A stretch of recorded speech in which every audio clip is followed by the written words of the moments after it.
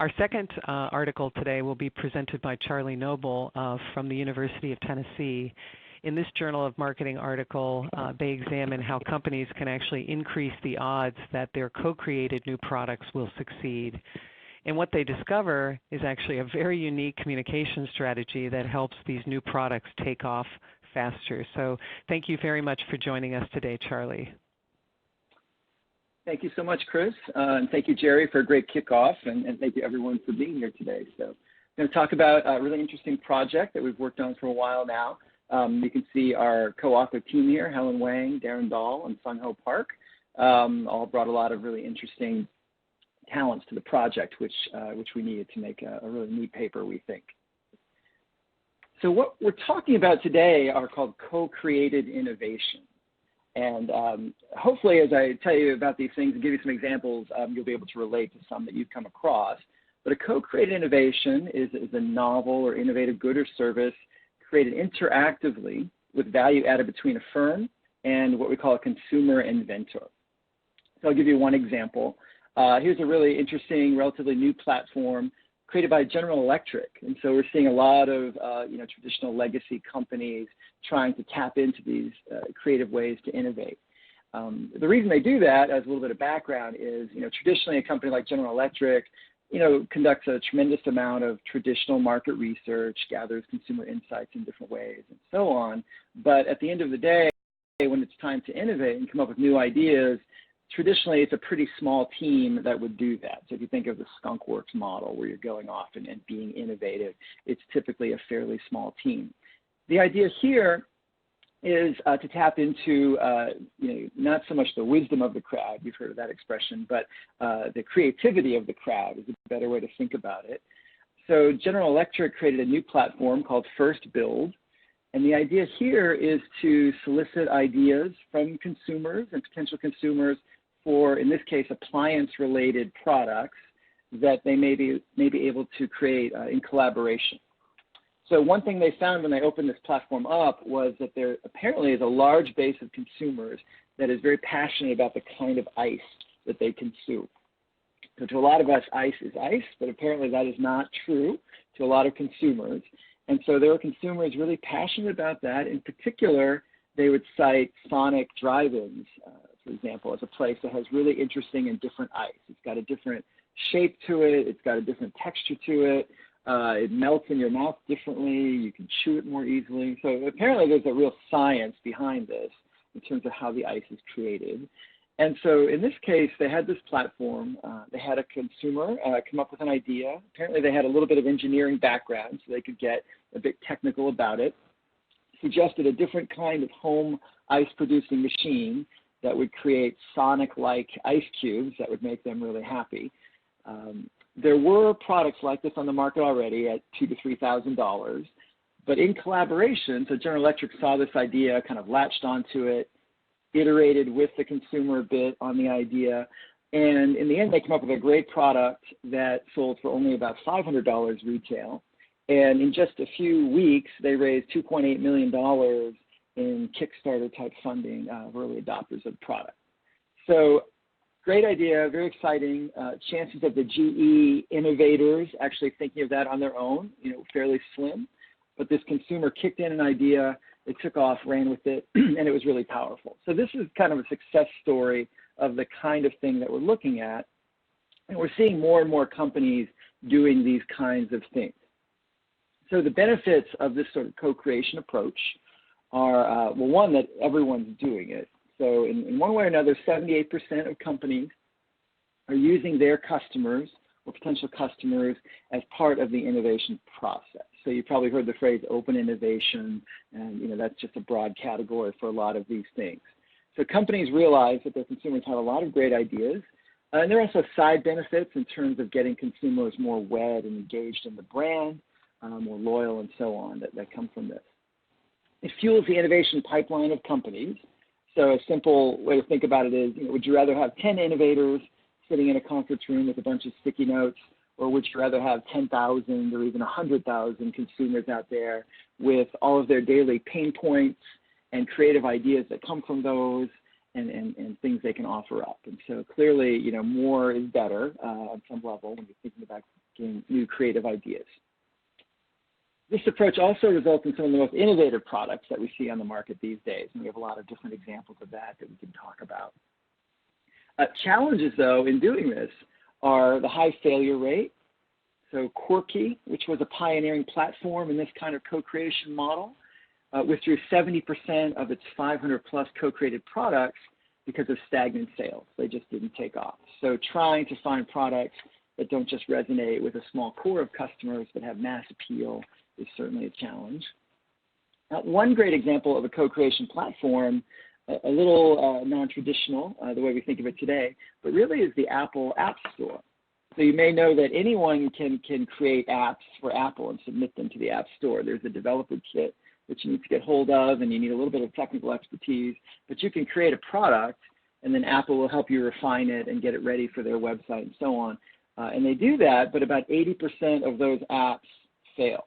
They don't generate enough revenue to survive for more than a few months, and they're pretty quickly taken off that website. So there's a high failure rate there, and so what we're trying to do in this research is to find ways to help companies be more successful, have a higher hit rate, success rate on these things. So our key questions that we looked at in this research are, can companies increase the success rate of co-created innovations? And how can companies leverage what we call the dual voices of the company and the customer inventor to tell the story of the innovation and increase its adoption? So what we're going to focus on in this research is a new and kind of novel opportunity that companies have when they're marketing a co-created product, and that really is to tell a creation story, an authentic creation narrative, we call it, about why that product was developed. And I'll give you an example or two in a minute. But that's something that you don't typically have the opportunity to do when you're selling a typical traditional product, the newest Ford Explorer or something like that. What we find is actually quite provocative, we think, because one of the foundational premises in marketing communications is all about consistency. So you have a message, back in the day we used to talk about Volvo and being safe, and they would hammer away on every channel and every message that they were the safest option out there. And that's really hailed as how you build a brand and have this consistency and so on. One of the things, the most fundamental thing that we find in this research is that companies can succeed more when they mix it up or create what we call a mismatch. So a different kind of message between the authentic creation narrative, so that story of creation, and then the traditional firm kind of messaging in terms of why someone should buy a product as conveyed on websites and commercials and so on. And I'll give you examples of these things. It'll make a lot more sense in just a minute. So meet Tony. And Tony created a product using the Quirky platform. Tony's daughter's dog was suffering in the summertime. So the dog was running around in the yard, didn't have good access to water. I think they put a bowl out, it would get knocked over, things like that. And his daughter was upset, the dog was suffering and so on. And Tony tried to be a creative inventor and also a good dad and animal lover, and came up with this really neat product called a paw set, where the dog quickly learns that they can go up and put their paw down on that little pad, and a little nice fountain of water shoots up from a hose, and it's pretty efficient, not very wasteful, and the dog always has great access to what they need. So this is a great creation narrative for a lot of reasons. One, it's very relatable. A lot of us have dogs. We can, even if we don't, be sympathetic to dogs suffering on a hot day, things like that. A lot of us have children, so we can relate to trying to do things to make our kids happy and smile. And so this is a very relatable creation narrative, and that's a powerful part of what we look at in this study. At the top, you can see just an example of how little it takes on these co-creation platforms to kick off the process. So you see a little napkin sketch, top left, that Tony would have submitted to Quirky, along with really just about a paragraph describing the product that he had in mind. And the way these platforms work, the companies use different processes to kind of sift through these ideas that they get. They find ones they think have the most promise, and then they bring in engineers, designers, and manufacturing people and so on to kind of make it happen, and they tend to iterate with the consumer a little bit along the way. But again, what we have here that's really interesting about this product that we wouldn't get in a traditional product is this great story of how it came to be. And so we're going to work with that in this research. So let's back up a little bit. I mentioned this idea of a motivation mismatch communication strategy. And what does that mean? So there are two types of motivations that you can use in any communication strategy. So it's just a simple dichotomy. And maybe we could take Jerry's ads and do a really crude kind of split, go through that set and figure out which ones are what we call approach-oriented, which ones are avoidance-oriented. So an approach-oriented message is driven by the desire for new possibilities, new features, new benefits, some kind of positive outcomes. So down below on the left, you see a little copy from an ad for a Goodyear tire, which is really kind of fascinating. It's a prototype tire they have that's meant for electric cars. And it takes the friction and heat created by a tire rolling over the street, absorbs that and turns that into electricity that feeds back into the car's batteries. So it's actually an energy producing kind of thing, which is really a new thing. So that's a new possibility, a new feature, a new benefit that tires haven't traditionally had. On the other side, avoidance-oriented motivations are driven by the need to avoid something unpleasant or undesirable. So the Bridgestone Drive Guard, this is what's also known as a run flat tire. A lot of you probably have those. It's an all-season tire and so on. But the idea is, even if it's punctured, it's got this kind of inner core in it that lets you still drive on it for up to 50 miles to get to a service station to get that taken care of. So you're avoiding the unpleasant outcome of breaking down on the side of the road, maybe in bad weather or in a dangerous spot. Okay, and so what we're playing with in this research, manipulating are different kinds of approach-oriented and avoidance-oriented messages. So here is the example that we actually used in the first study. And this is a real product that Starbucks came out with called the Double Shot Energy Drink, Mexican mocha coffee drink. And they came out with this product. They had their own messaging, kind of typical messaging for selling the product. And when we dug deep into where that product came from, it actually came from a contest they ran with consumers to come up with new flavors and ideas. So let me explain what we're looking at here. At the top, we have the authentic creation narrative. So this is the story that the inventor of the product gave. All right? So she said, when I was little, my grandma told me that late night on those cold and gloomy winter days, an ideal drink is some good Mexican hot chocolate, maybe with creamy chocolate, etc. It has the true cocoa flavor that makes me embrace every winter. So kind of embracing it, enjoying it, it's a positive thing, which makes it approach-oriented. Then later on, one sip fuels me with all the winter warmth and energy I want. Again, those bolded parts are the more approach-oriented pieces in this little story. So these are positive things and not negative things. So we're taking that creation narrative in this research and we're combining it with different types of firm messages. So you can see the firm-generated persuasive messages below. One was what the firm actually used. The other was a parallel that we made up, taking the opposite approach. So we had an approach-oriented creation narrative above. If we had an approach-oriented firm message down in the lower left, it would sound like Starbucks Double Shot Mexican Mocha, what the world desires this winter. One sip makes you embrace all the winter warmth and joy. This would be something that firm would put out, but it's very approach-oriented, talking about positive, good things. The avoidance-oriented parallel to that would sound like Starbucks Double Shot Mexican Mocha, what the world can't miss this winter, and then you can say bye-bye to the winter chill and blues. You're avoiding those negative things that most of us don't like. All right, and so we have an option. We combine that first message, the creation narrative, with either the approach-oriented firm message or the avoidance-oriented firm message. We create what's called either a match, if they're both the same, like the top with the bottom left, or a mismatch when we take the top with the bottom right. All right, it may seem like little subtle differences in wording, that it may not seem like much, but as we'll see in a minute, they have some really powerful results. So like most good papers in JM, we have quite a few studies to explore the issue and look at it from different angles. The first is what I just talked about. So we conducted a field experiment outside of a Starbucks store, gave people a choice between taking this new product or taking $2 in cash instead, and gave them an option there. We'll talk about the results of that in a second. In study 2, we replicated this effect on a large set of co-created innovations on a different platform called Indiegogo. All right, again, coding for this kind of approach avoidance idea in these different messages.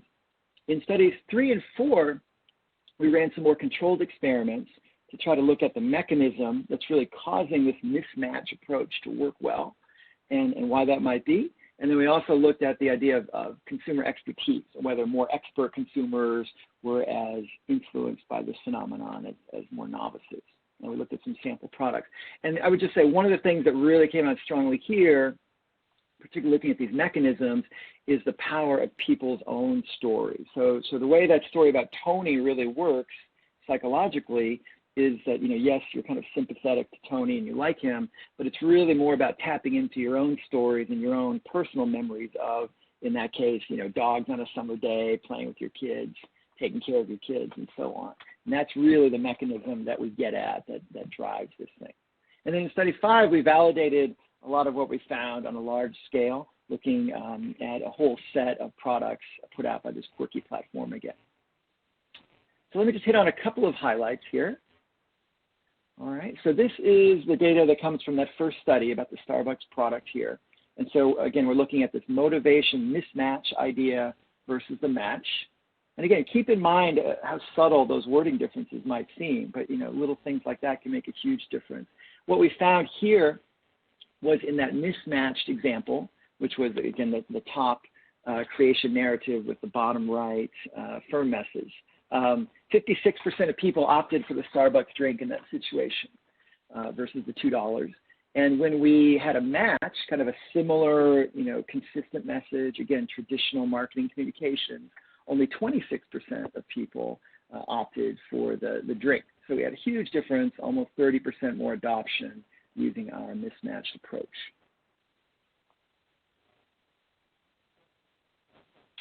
We also found that this phenomenon was more resonant with novice customers, as you might expect. So novice customers don't have a lot of expertise on the product category, and like a lot of forms of marketing communications, they're more apt to be affected by what they're seeing and interpreting there than would more expert customers who tend to kind of know what they want and go with it there. The mismatch strategy also leads to early takeoff. So this is when we're looking at kind of big picture how a product does once it's released on the market. And these are just a couple of examples, but if you look at the example on the left, the Shake W product, it was released in March in a certain year, sort of bounced around a little bit, didn't really move very much, and then really got some traction, really took off. And we find that in a mismatched situation, looking at big sets of products, they're 10% more likely to take off like that. When a product doesn't take off, like in most cases with a matched strategy, like the example on the right, the Zeus Thor bundle, it just never gets off the ground. Has maybe a little bit of a blip at the beginning and then just quickly fades to black and doesn't really do very much.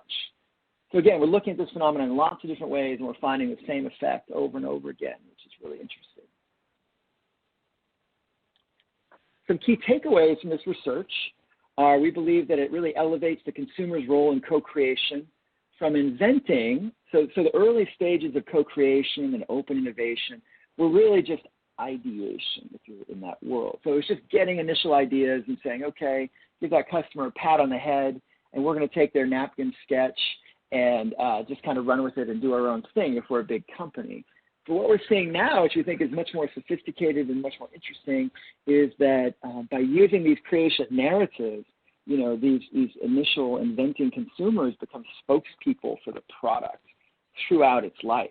They're really intertwined with the identity of that product, which is really interesting and powerful.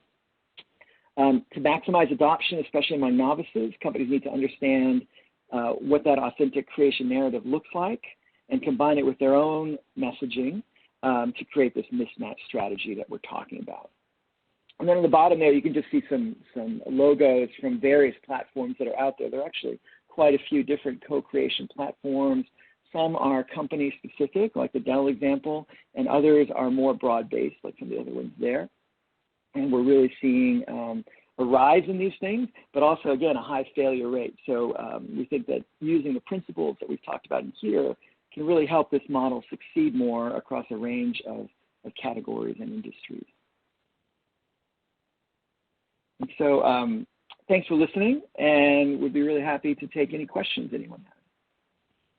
Thank you very much, Charlie. It's very interesting what you have uncovered. And so now we have an opportunity to ask questions again, and you can use the audio box on the left and then enter your questions into the Q&A tab.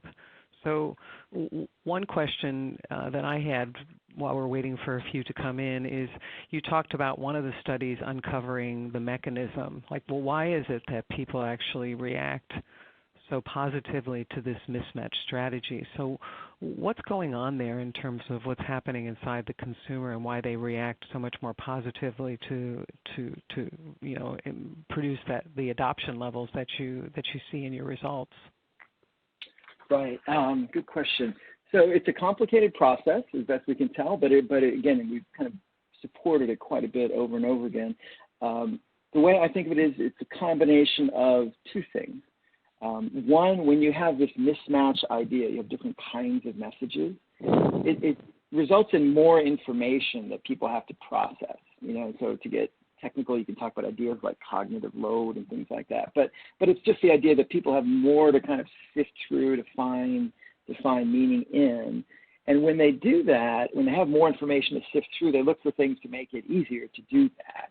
And so this idea of narratives is really, really central in that. So the idea is that if you see a narrative or story that you can relate to, you can identify with that person, with that dilemma, you can identify with the genesis of that innovation, that really helps people gravitate to that idea. So it kind of helps them sift through the forest of information to some extent and really zero in on these narratives, but then the narratives really guide them to that product, we think. That's interesting. So here's a question from Christina. She wonders, you mentioned the novice expert factor was important, and that this worked better for novice consumers. Does that hold, or does it matter whether you're in a high involvement or low involvement category? And you may want to just reflect on what that means for the listeners. Sure. So just real quickly, high involvement is something that you spend a lot of mental energy on in making a decision. So, for most people, buying a car, especially buying a home, would be a pretty high involvement decision. You do research, you think about it, sleep on it, all that. Low involvement is something very routinized, gets very little consideration. So that's when you grab a pack of gum at the cash register when you go to the convenience store, and it's the same brand of gum that you've been buying for 20 years, something like that. So there's a big difference there in how people make purchase decisions and think about those things. It's a great question. Maybe in future research, that's something we could play with a little bit more. We didn't really slice product ideas as low versus high involvement and try to analyze and look at things there. But if I had to speculate, low involvement by definition means that people don't spend a ton of time thinking about things. So I don't know, if you put a lot of it, if you have a pack of gum, for example, if you take a pack of gum and you put a creation story on it and then a bunch of, company selling points and so on, and you expect people to sort of read that, process that, it's probably a big ask. So my hypothesis going in would be that this would be more powerful, more effective in high involvement decisions, which I think makes it more compelling for marketers because generally speaking, higher involvement decisions tend to be more expensive decisions, and anything we can do to help people purchase our product is a good thing. So great question, though. That's a great question, and here's a follow-up question from Sanjeev. He wonders, in a sort of a current co-creation initiatives, do consumers play an active role in building these communication strategies, or is it just the fact that they submit the product ideas, maybe their products win a competition? And so what is a typical role right now? And he wonders also whether it matters whether these consumer inventors are more or less knowledgeable about the communication strategy. Is that relevant at all to how firms might use this approach? Yeah. Okay. Thank you. Thank you, Sajid. So now, most co-creation platforms are probably fairly limited in involvement, at least in terms of the number of stages where consumers get involved. The Quirky platform, which I mentioned, has actually been really interesting over time. They've changed it a little bit over the years, but interesting because consumers, and not just the inventor, but other consumers as well, could contribute pieces of the communication strategy. So they could contribute taglines and branding ideas, different kinds of things like that, which was pretty neat. But in most cases, they probably don't do a lot of that. I would say, though, the latter part of the question is, even more thought-inducing in that, do you want them knowledgeable about communication strategy? I would actually say no in terms of the theory behind communication, things like that, because what we find with these narratives from consumers is, authenticity is just absolutely critical. So, if you just tell your honest story about taking care of your daughter's dog and why you did that, and how it brought a tear to your eye when your daughter was happy, I mean, that's what really shines through. I mean, what you really don't want, I don't think, is, those consumers reading a bunch of books about marketing communications and trying to frame that in some stilted way that doesn't come across as honest as, what you get. So I don't think that you really, would want that so much. And so, let's see. So Joe has a question here about whether it's relevant to think about the firms, the companies, or the brand equity, the company or brand equity, and whether that might influence consumer adoption of the new innovation. I guess with these new products, maybe the specific product won't have any equity. It could be branded as a popular brand or a brand that has equity, and the company introducing it could have equity. You guys didn't study that in your research, though, did you? You did use Starbucks in your first study, but in the other studies, did you deal with that at all in any way empirically? The quick answer is no, we didn't. So we did use Starbucks in the first study, but we actually controlled for people who really didn't know a lot about that particular product, and we controlled for how much coffee they drank and things like that. But one of the interesting things that you see firms kind of saying through their actions is that they don't want their brand associated, their kind of legacy brand associated with these co-creation platforms. So, for example, the General Electric one that I mentioned early on, when you go to the website for that platform, it actually does not mention General Electric prominently at all. I don't know that you can even find it on the website. You really have to dig around and find that connection. And then the other platforms that you see, most of you probably never heard of before, Indiegogo and Quirky and so on. So the brand of the platform is really being kind of minimized in a lot of these cases to let the product itself shine through, I think, in different ways. So layering in a study of a real traditional corporate brand and, all the embedded attitudes that people have about that versus a new product coming in that's been co-created with a great story, that's a great, topic for, our next Journal of Marketing article. Mm-hmm. No, it's interesting, and it could be that's where you get into some consistency issues too. That if there is an existing brand, then it would drive you more towards, what you said earlier about, say, Volvo. But if the brand isn't really dominant, then it maybe you have a little bit more latitude to use these unique strategies. So, and just finally, before we end here, and Peter objected a little bit to the case, the comment that you said that co-creation being suggestion-based. He mentions that co-creation's always been about the consumer working with the service provider, and I think what you're suggesting is that you would like to see more of that, because by bringing in these authentic narratives, you're saying that the consumer can not only help invent the product, but also aid the company in the communication side as well.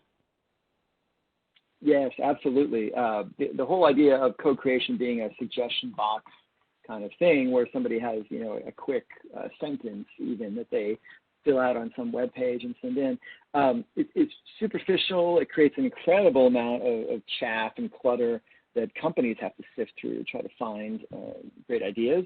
That's just a topic for another day. But yeah, the idea that in services probably has been ahead of product. Services innovation has probably been ahead of product innovation work in engaging the consumer in that kind of development, deeply into the process. So I appreciate that comment, Peter, and I think that you're really onto an interesting angle on this.